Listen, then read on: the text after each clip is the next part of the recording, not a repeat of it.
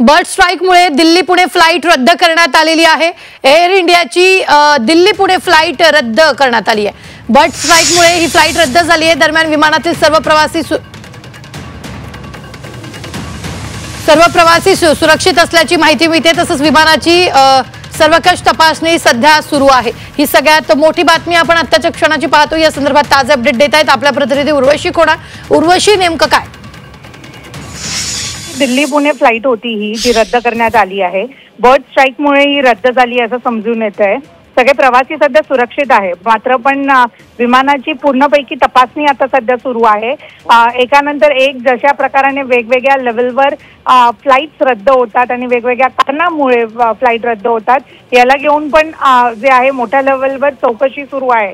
पण सध्या ही जी Delhi पुणेची air India flight होती त्याला लक्षात घेऊन जी आहे ही बर्ड स्ट्राईकमुळे झाली आहे हे समजून येत आहे आणि सध्या वेगळी एक चौकशी सखोल चौकशी जी आहे तपासणी या फ्लाइटची सुरू आहे। निश्चित धन्यवाद उर्वशी ताजे अपडेट देण्यासाठी। मात्र आत्ताच्या क्षणाची ही सगळ्यात मोठी बातमी आपण पाहतो आहोत।